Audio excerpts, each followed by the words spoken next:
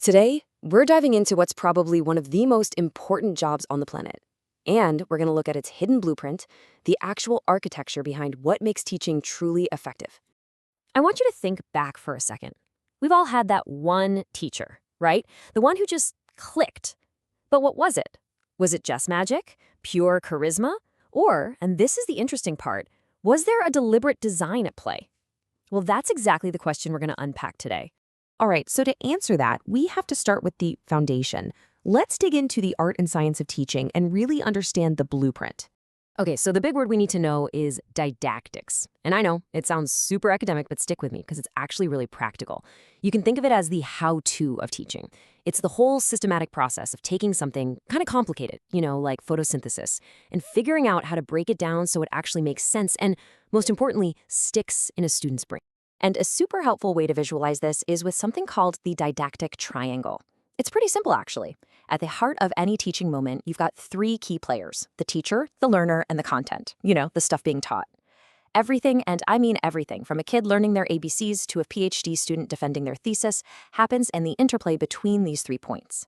A truly great teacher is like a master conductor, managing that dynamic relationship. So what this really tells us is that effective teaching isn't an accident. It's not random at all. It's a designed process. A teacher is constantly making these deliberate choices.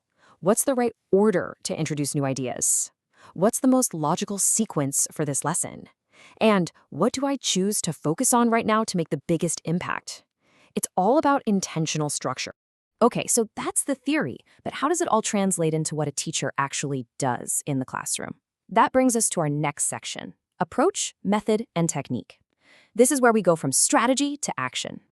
And this quote from Edward M. Anthony back in 1963 just nails it. He said, "Approach is axiomatic, method is procedural, and technique is implementational." Let's break that down. A great way to think about it is like building a house. Your approach is the overall architectural style. Are we building a modern minimalist home or a rustic cabin? The method is your detailed blueprint. And the technique? Well, that's the hands-on work, the actual hammering of the nails. So here's how that hierarchy really flows. It all starts with the approach. This is your why. It's your core belief about what learning even is. Is it about memorizing rules, or is it about real-world communication? Then, based on that belief, you develop a method. That's your how, the systematic game plan. And finally, that leads to your technique. This is the what, the specific things you actually do in the classroom. Think drills, role plays, group projects, all that good stuff. This table really lays it all out. Let's take language teaching, for example, because it makes it super clear. Your approach is your big picture belief. Maybe you believe language is fundamentally for communication. That's your theory. Okay, so that leads to your method, your procedural plan. In this case, it might be something called communicative language teaching, or CLT, which is all about creating a plan for real interaction. And from that method, you get your technique, your practical action. You'll use things like role plays and group discussions, anything to get students actually using the language.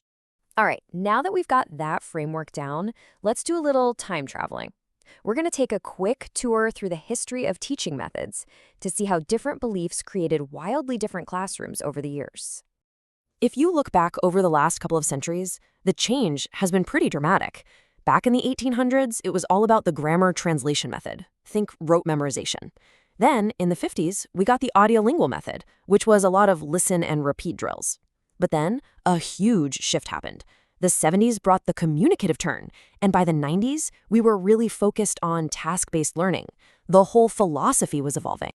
And this comparison really shows you just how big that shift was. Back then, the goal was perfect accuracy. The teacher was the ultimate authority, the source of all knowledge, and the student's role, to be a passive recipient, just soak it all in. But now, the goal is totally different. It's about fluency and communication. The teacher acts more like a facilitator, a guide, and the student, they're an active participant, negotiating meaning and figuring things out as they go. So, if you boil it all down, the entire history of modern teaching theory is about one massive, powerful shift, a move away from just knowing about a subject to actually being able to use it. And all of that brings us right up to today, to the modern era and this idea of the post-method teacher, the modern architect of learning. This quote from B. Kumaravadigulu just perfectly sums up the modern mindset. Methods may guide, but context decides. What does that mean? It means there's no silver bullet. There is no one-size-fits-all best method that's going to work for every single student in every single classroom everywhere in the world. It just doesn't exist. Instead, this post-method idea is built on 3 core principles. First, particularity. You have to teach to the specific students in front of you, in their specific context. Second, practicality. Teachers need to build their own theories based on what they see working or not working in their own classrooms. It's about real-world results. And finally, possibility. The whole point of teaching should be to empower both the learners and the teachers. So what this all means is that the modern teacher isn't just a technician following a pre-written manual. No way. They are a professional designer. They're a reflective practitioner who is constantly observing, adapting, and creating the best possible learning path for their students.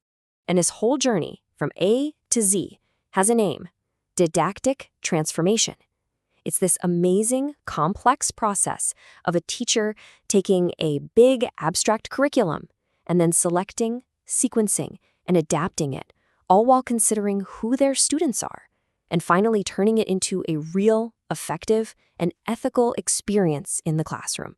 It's a deeply professional act. And that brings us right back to where we started.